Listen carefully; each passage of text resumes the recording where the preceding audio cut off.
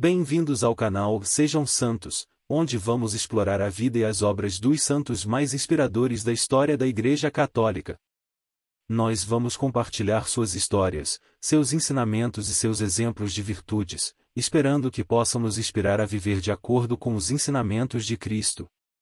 Então, se você quer aprender mais sobre esses santos e descobrir como suas vidas podem ser caminhos que nos levam a Jesus Cristo para nós hoje, inscreva-se no nosso canal e deixe o seu like. Inscreva-se hoje mesmo, divulgue nosso canal a seus amigos e comunidades e nos ajude o nosso canal para que possamos alcançar mais pessoas na divulgação a conhecer mais a vida dos santos. Onde a santidade é uma jornada diária. Faça parte dessa comunidade de busca pela santidade.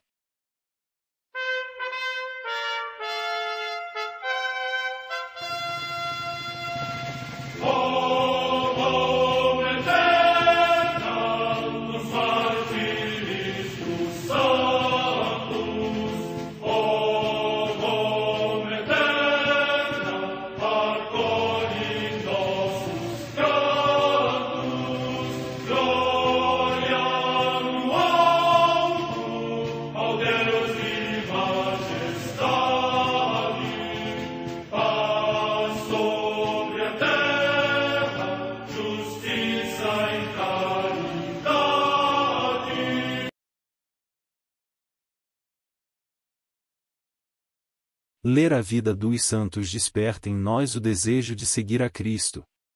Através de suas vidas podemos aprender as virtudes, a sabedoria e o amor de Deus. Cada santo nos oferece um modelo de vida a ser imitado, como diz São Paulo na carta aos Hebreus, capítulo 12, versículo 1. Estamos rodeados por uma nuvem de testemunhas. A Igreja foi fundada por nosso Senhor Jesus Cristo não apenas como uma instituição, mas uma autêntica família. Os santos mártires, confessores, doutores, as virgens, os santos pastores e todos os demais santos são realmente nossos irmãos que nos precederam no caminho da fé e já estão no céu, para onde também iremos nós, pela graça de Deus. Portanto, sede santos, assim como vosso Pai Celeste é santo. Mateus capítulo 5, versículo 48. Hoje, dia 2 de março, a Santa Igreja celebra Santa Inês. A Santa Madre Igreja celebra também nesse dia 2º de março os santos. Em Neo-Cesareia, cidade do Ponto, hoje Niksar, na atual Turquia, São Troades, mártir durante a perseguição do imperador Décio, de cujo martírio dá testemunho São Gregório Taumaturgo. Morte no ano 250. Em Lichfield, na atual Inglaterra, São Ceada, bispo, que, em tempos muito difíceis, exerceu o ministério episcopal no território da Mércia, de Lindisfarne e da Anglia Mediterrânea, ministério que procurou desempenhar com uma vida de grande perfeição segundo os exemplos dos padres antigos. Morte no ano 672. Em Agira, na Sicília, região da Itália, São Lucas Casale de Nicósia, monge, célebre pela sua profunda humildade e grandes virtudes. Morte no século IX. Em Bruges, cidade da Flandres, na atual Bélgica, o beato Carlos o Bom, mártir, que, sendo rei da Dinamarca e depois conde da Flandres, procedeu como promotor da justiça e defensor dos pobres e foi morto por soldados que ele procurava induzir à paz. Morte no ano 1127. Em Sevilha, na Espanha, Santa Ângela da Cruz, Maria dos Anjos Guerreiro González, fundadora do Instituto das Irmãs da Companhia da Cruz, que nada considerava mais seu que dos pobres, a quem costumava chamar seus senhores e se dedicava verdadeiramente ao seu serviço. Morte 193219321. 1932. Vida de Santa Inês de Praga. Infância e mocidade. Inês Tanesca de Praga, com quem Clara de Assis manteve correspondência epistolar, pertencia à dinastia dos Prazemis da Boêmia. Foi uma das grandes figuras do mundo eslavo, e a mais destacada propagadora da Ordem de Santa Clara na sua pátria.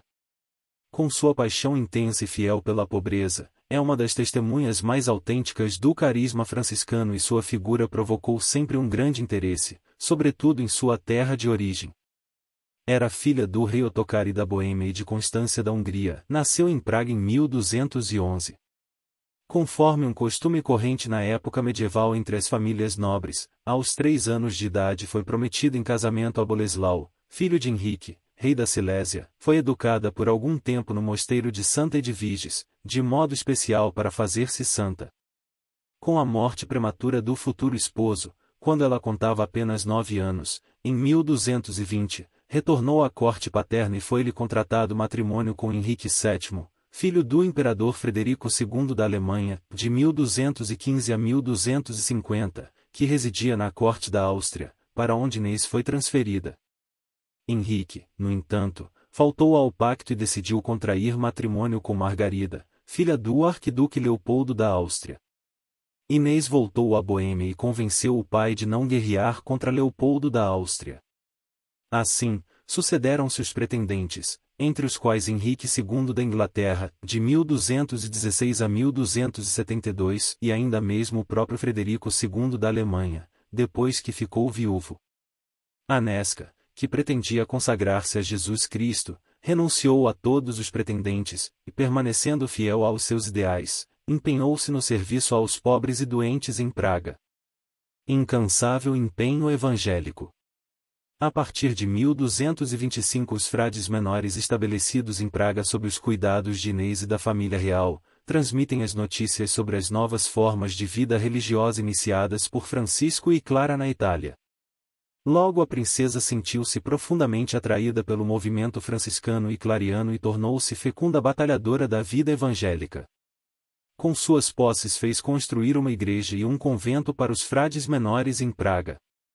Depois da morte do pai, mandou edificar um hospital para os enfermos pobres, dedicado a São Francisco. Este hospital foi entregue por Inês à Fraternidade dos Hospitaleiros, que se tornou uma verdadeira ordem religiosa masculina, com o nome de Crucíferos da Estrela Vermelha, aprovados por Gregório IX. Conservou-se uma vasta documentação histórica e literária sobre a fundação desta ordem religiosa. Existe ainda a bula de aprovação de 14 de abril de 1237. Os documentos lembram a princesa Inês como protetora e benfeitora da obra. Os crucíferos tinham como ideal evangélico estar a serviço e escolheram viver sob a regra de Santo Agostinho, colocando-se sob a proteção da princesa e de toda a família real de Praga. Desde 1238 tiveram autonomia na administração dos bens. Em 1252 construíram um novo hospital em Praga e sucessivamente outros na Boêmia, Polônia, Áustria e Hungria. Durante os séculos seguintes, seus membros foram propagadores e defensores dos ideais franciscanos no espírito da princesa boêmia, que passou a ser considerada fundadora desta ordem masculina. Depois de conhecer os frades menores e de ter construído a igreja e o convento de São Francisco para os frades menores, mandou construir junto a estes um mosteiro para as irmãs pobres, no qual ela mesma pretendia ingressar. A finalização dos trabalhos se deve ao rei Venceslau I, irmão de Inês, que assumirá o reinado após a morte do pai. Neste mosteiro a princesa Inês organizou a vida religiosa, solicitando um grupo de irmãs diretamente do mosteiro de São Damião de Assis. Porém não foi de Assis, mas de Trento que obteve 5 irmãs clarissas, por bula de Gregório IX. Com estas clarissas e mais 7 jovens da nobreza boêmia, iniciou a vida religiosa na festa de Pentecostes de 1234 no Mosteiro das Pobres Damas de São Damião de Praga, vivendo reclusa até sua morte em 1282. A seu exemplo, muitas outras mulheres, jovens e viúvas da nobreza boêmia, polonesa e morávia começaram a construir mosteiros e a ingressar neles. O ideal clariano de contemplação foi semeado naquelas regiões, tanto pelas clarissas como pelos frades, destacando muitas mulheres com os títulos de bem-aventurada e santa. O Papa Gregório IX, a 15 de abril de 1238, acolheu com grandes elogios a renúncia que a princesa boêmia fazia de todos os seus bens, inclusive das rendas do Hospital São Francisco de Praga, e aprovou para o seu mosteiro a regra ugoliniana de 1218 a 1219, dele mesmo, quando ainda era cardeal ugolino. A partir de então, foi necessário construir um novo mosteiro, mais amplo, para acolher o grande número de vocações. Para este mosteiro, intitulado São Francisco, transferiram-se as irmãs, com a sua abadesa Inês. O crescimento da comunidade havia sido fabuloso e as irmãs já chegavam a 100 neste período e continuaram aumentando. O conjunto das obras desenvolvidas, depois assumidas pela família real, envolveu também o aumento da igreja destinada à comunidade feminina. Mais tarde, em 1253, uma nova etapa de obras iria concluir o grande complexo de igrejas, claustros e edifícios, chamados na Franciscu a São Francisco, que, na literatura tcheca foi chamado Assis de Praga ou Assis Boêmia. Escavações arqueológicas realizadas depois de 1940 nos locais que a legenda de Santa Inês de Praga descreve como parte do monumental complexo, trouxeram descobertas interessantes e muito esclareceram sobre os primeiros anos da nobre princesa na clausura. Foram encontrados 2 claustros, sendo o maior das Clarissas e o menor dos Frades Menores, várias capelas ou igrejas, uma enorme sala capitular, além do local da primeira tumba de Inês, diante do altar da igreja da Bem-aventurada Virgem Maria. Descobriu-se também um vasto cemitério, com cerca de 1000 esqueletos, demonstrando que as comunidades deveriam ter sido bastante numerosas e que, além disso, o cemitério serviu também ocasionalmente a outras sepulturas, especialmente de membros da família real de Boêmia, que durante períodos de guerra buscavam refúgio no mosteiro. Contatos com a Cúria Romana e com Clara de Assis. Durante a vida de Inês, 22 documentos papais lhe foram dirigidos, em decorrência de solicitações que fazia à Santa Sé. Santa Clara de Assis também escreveu-lhe cartas, das quais foram encontradas 4, de 1234, entre 1235 e 1236, de 1238 e de 1253, onde se descobre a sua rica espiritualidade. Existem também diversos documentos literários, figurativos e arqueológicos que atestam a pertença de Inês à Ordem das Irmãs Pobres de Santa Clara, a sua dinâmica atividade na defesa do ideal clariano e franciscano, o ideal de vida evangélica em pobreza e o seu amor à ordem. Entre as lutas que Inês enfrentou como abadesa das Clarissas de Praga, a questão da regra merece um destaque especial. No início, como segurança jurídica professou-se a regra de São Bento, como em Assis. Em 1243 Inês escreve ao Papa Inocêncio IV procurando ter a possibilidade de professar a regra de São Francisco, mas não consegue alcançar este objetivo. Ao contrário, em 1245 Inocêncio IV irá instar com ela para que observe a regra dada pelo cardeal Ugolino e volta a promulgá-la para toda a ordem com este objetivo. Apenas 2 anos mais tarde, em 1247, ele mesmo promulga outra regra onde a regra de São Bento é substituída pela de São Francisco. Mas em relação à questão da pobreza, admite ter posses e renda, entretanto, Inês já havia conseguido em 15 de abril de 1238 a aprovação do privilégio da pobreza para o seu mosteiro de São Francisco de Praga. Documentos biográficos.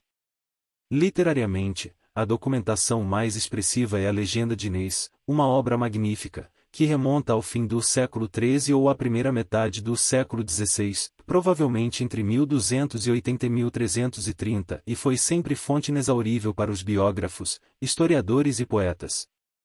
Esse monumento literário de vital importância surgiu, provavelmente, das mãos de um frade menor, talvez capelão ou confessor do mosteiro, pertencente à corrente franciscana mais observante e simultaneamente à Santa Sé. Não conheceu Inês pessoalmente, mas teve oportunidade de recolher informações junto àquelas pessoas que com ela conviveram. Os mais antigos manuscritos da legenda são os de Sebenico, descoberto em 1931, o de Babberga, encontrado em 1915, e o de Milão, descoberto em 1896, por Aquiles Ratti, futuro Papa Pio XI, na Biblioteca Ambrosiana, juntamente com uma cópia direta ou pelo menos bem antiga das cartas de Santa Clara à princesa Clarissa de Praga. Na sequência dos séculos, outras biografias puderam testemunhar o desenvolvimento da legenda, como elaborações efetuadas sobre seu texto, a partir da mentalidade e do estilo de cada época em que eram escritas. Tornou-se a fonte histórica de primeira importância e o documento fundamental a que se recorre para biografias. Inês de Praga jamais desapareceu na história da Boêmia e na Igreja do Ocidente a constante e ininterrupta veneração dos fiéis de Praga e de toda a nação tcheco-eslovaca. Esta veneração tem sua base nos ideais ascéticos de Inês e no seu desprendido serviço aos mais necessitados. As memórias literárias e figurativas apresentam a célebre Clarissa de Praga como grande santa e protetora dos desprotegidos e débeis. Os documentos e as memórias arqueológicas representam-na como fundadora e construtora de obras que sobreviveram nos séculos, mantendo viva a sua herança espiritual. Tudo isso constitui um esplêndido monumento histórico, enriquecido por valiosas contribuições que estudiosos de sua própria pátria têm publicado. Beatificação e canonização. Inês morreu em 2 de março de 1282, com 71 anos de idade, tendo dedicado tudo de si para tornar o mosteiro de São Francisco um espelho da vivência do ideal franciscano e clariano. Foi sepultada na igreja da Bem-aventurada Virgem Maria, diante do altar. Seus restos mortais permaneceram no complexo do mosteiro até 1782, data da extinção do mosteiro, tendo sido transferidos de local diversas vezes por causa da umidade que impedia a conservação das relíquias. Em determinada época, seu sarcófago tornou-se desconhecido, sendo reencontrado em 1643, fato grandemente comemorado em Praga. A canonização de Inês era esperada para logo após sua morte. Em vista disso, foi enviado um dossiê de documentos a Roma, mas acabou ficando em Milão por causa de guerras, sendo descoberto somente em 1896. A popularidade da princesa foi constante nos séculos, venerada como santa entre o seu povo, só muito tarde recebeu a aprovação oficial da Igreja. Em 1874 foi beatificada pelo Papa Pio IX, a 12 de novembro de 1989 foi canonizada pelo Papa João Paulo II em Praga. Anesca, a princesa boêmia que tornou-se Clarissa, deixou uma rica herança espiritual à sua nação e à Igreja, e a fundação da Ordem dos Crucíferos e o ideal de pobreza transmitido às irmãs pobres de Santa Clara de Praga, no mosteiro de São Francisco por ela fundado, além de uma influência espiritual que atingiu toda a Igreja na sua região e na Europa. Graças a estudos desenvolvidos recentemente, especialmente pelo tcheco Jan Kapistrov Skocil, a figura de Inês vem tendo uma grande projeção no mundo, de maneira especial pela sua fidelidade ao ideal de Clara e sua íntima ligação espiritual com a fundadora da Ordem das Clarissas. Reflexão.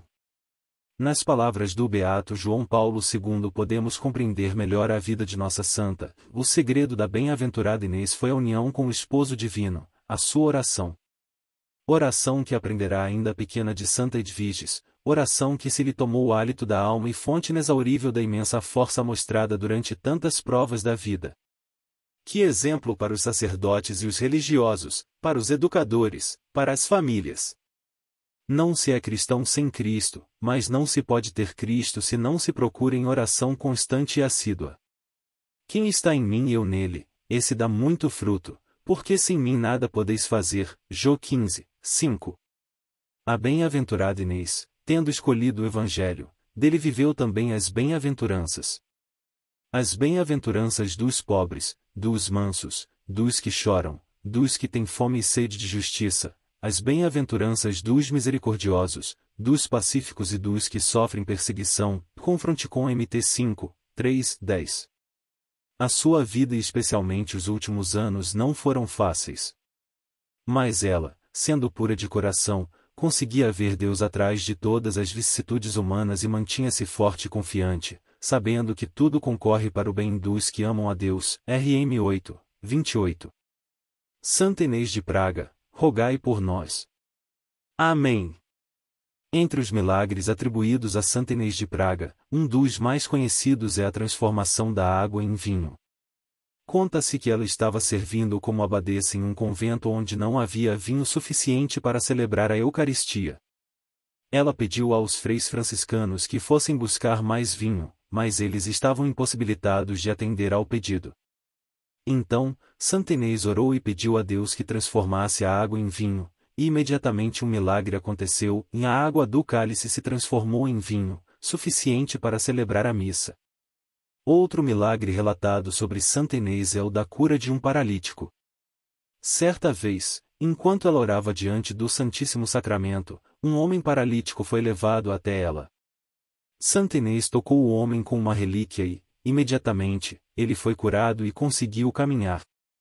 Além desses milagres, Santa Inês é venerada por sua vida de oração e penitência, e é conhecida por seu amor e compaixão pelos pobres e doentes. Ela é considerada um modelo de santidade e um exemplo de dedicação à vida religiosa. Santa Inês de Praga é considerada a padroeira da Ordem das Irmãs Clarissas, também conhecidas como Ordem das Clarissas. Ela foi uma das primeiras seguidoras de São Francisco de Assis e fundou o Convento das Clarissas em Praga, na atual República Tcheca. A Ordem das Clarissas é uma ordem religiosa católica que segue a regra de São Francisco de Assis e dedica-se à vida contemplativa e à prática da caridade. Além disso, Santa Inês de Praga é considerada a padroeira da cidade de Praga. Oremos.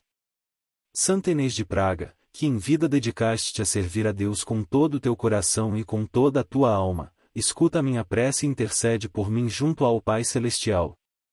Ajuda-me a viver uma vida de oração e devoção a Deus, assim como tu o fizeste em vida. Fortalece a minha fé, para que eu possa perseverar nas minhas dificuldades e encontrar consolo na esperança da vida eterna. Sê minha guia e protetora, para que eu possa seguir os teus passos na busca da santidade e da virtude. E, se for da vontade de Deus, concede-me a graça que tanto desejo, faça aqui o seu pedido. Santa Inês de Praga, rogai por nós. Amém.